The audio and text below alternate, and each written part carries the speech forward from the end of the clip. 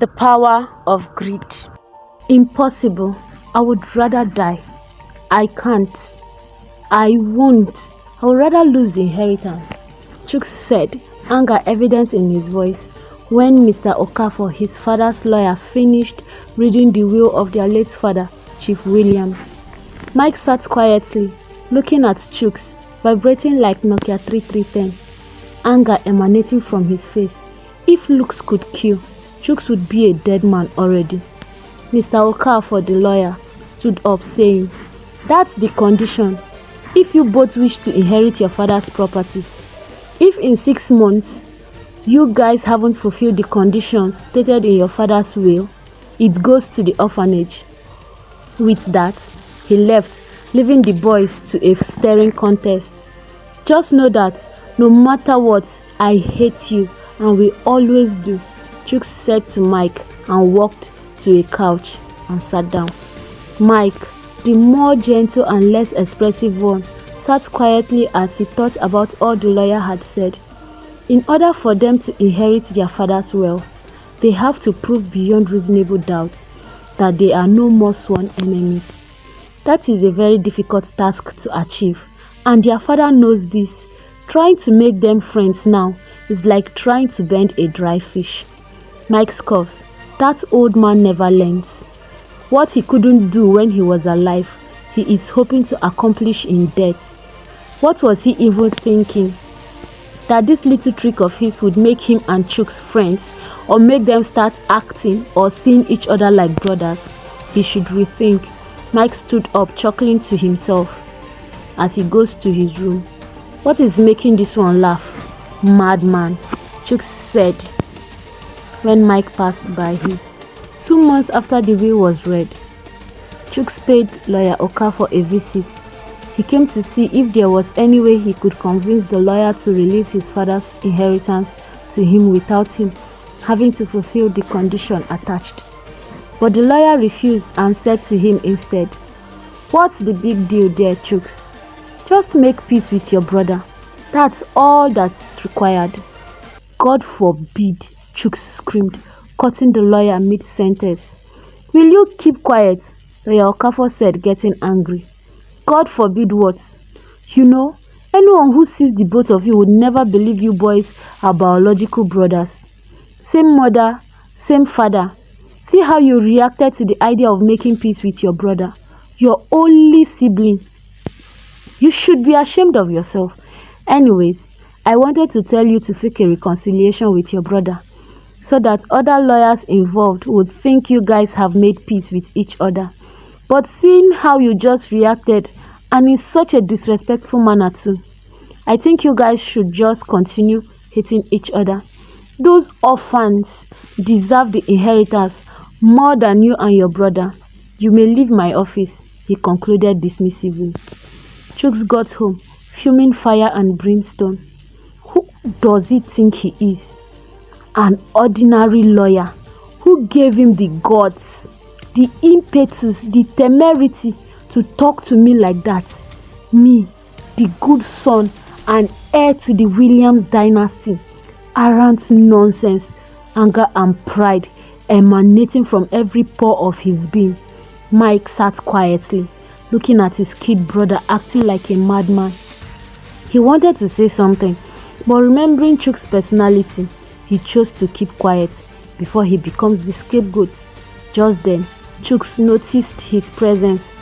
Pointing at him, said, "It's all your fault. You caused all the nonsense I am going through now. You should have just died when you had the chance." Hissing, he walked out of the house. After 3 months, the lawyers confiscated all the cars in the compound as a warning to the boys that the condition attached to the will was not a joke. After 4 months, their monthly allowance was stopped also. 3 weeks into the 5th month, Chuks, feeling very hungry, came to the sitting room hoping to watch TV. He put on the TV and discovered the subscription has ended. Frustrated, he smashed the remote on the floor. Mike heard the sound and rushed out. "What happened?" he asked with concern. Chuks looked at him in contempt and yelled, "What do you care?" Mike, full of pity and compassion for his brother, walked up to him and said, "You know I care, Chooks. If you care, why not just die, Mike? You should have died with them when you had the chance. If you had died with Mom and Lisa, I wouldn't be in this mess. I would have been our father's only heir.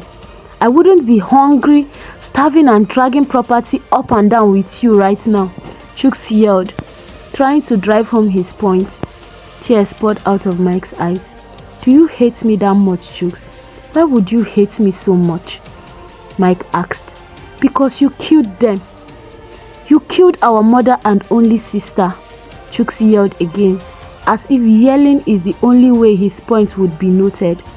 Mike looked at Chooks. "That's not true," he said. "You hate me because Dad hates me. Remember, after the accident, we were still brothers. We still loved each other until Dad started selling you those ideas that Mom and Lisa's death were my fault. It was Dad who started hating me out of grief, and I understood. But why he instigated you against me is what I never understood. You don't hate me, Chooks, because I drove the car the day our mother and sister died. You hate me because Dad hated me. You forgot it could have been anyone. It could have been you, the driver, or even Dad behind the steering that day. You hate me because you saw Dad hating me over a situation I had no control over. So yes, you hate me because Dad asked you to hate me." Chooks scoffed. "Whatever," he said and walked out on Mike. Chooks went to his room, intending to dress up and leave the house, but Mike's words hit him suddenly. Wait, is it true that he has been hating his brother because his father hated him first? He thought. He remembered Mike used to be the apple of their father's eyes before the accident that claimed his wife and only daughter. Truly, he picked the line, "You should have died with them when you had the chance," from his father. Really, he was hating his brother because he wanted to please his father, not because he really hated his brother. But if his father hated his brother, why try to broker peace between them now that he's dead? Mike is my only sibling left, and I am treating him with so much hatred and contempt, even though the person I am trying to please is dead and gone. Dear God, please forgive me for everything I did and said to my brother, despite the fact that he's older than me. I was so disrespectful to him. I hope he forgives me," Chooks said, making up his mind to seek Mike's forgiveness. When he came out of his room, he met Mike still sobbing. He went to him and kneeling down in front of Mike, he said, "Big brother, I am sorry. Can you forgive me, please? I remember how we used to be before the accident. I remember how close we were and how proud and protective of me you were, until I saw how Dad was treating you after the accident, and I thought I could win Daddy's favor by treating you exactly how he treats you. With that, he would will all his assets to me. I'm sorry, Mike, that my greed almost made us lose our inheritance. I'm sorry I was so blind trying to please Dad. I didn't see what I was doing to myself and you. Please forgive me," Chooks cried as he said these words to Mike. They both cried together. When they were exhausted from crying, they both began to laugh and confess how much they've missed each other and the brotherly bond they used to share.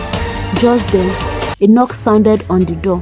The brothers, hand in hand, unwilling to let go of each other, went to the door and opened it. Out stood a team of lawyers led by Mr. Okafor, who said they've come to confiscate the house. The brothers looked at each other and burst into laughter, leaving the lawyers looking confused. Chooks said, "Mr. Okafor, that won't be necessary because as you can see, I've made peace with my brother." Lawyer Okafor looked at the boys suspiciously. "Are you sure?" he asked Mike. "Yes, sir," Mike replied. "What happened?" Mr. Okafor became inquisitive. "Let's just say I discovered the power of greed before it consumed me," Chooks said, beaming smiles. Well, Lawyer Okafor said, going into the house and removing a tiny camera from the wall. We will have to confirm that you guys have made peace for real and not trying to deceive us with a fake act before we release the inheritance. With that, he left with his team of lawyers, but not without winking to Mike, who acknowledged him with a nod, for he had sold him the idea of a genuine conversation with his little brother. Thanks guys for watching this video. Please subscribe, like this video and share. Thank you. God bless you and stay blessed.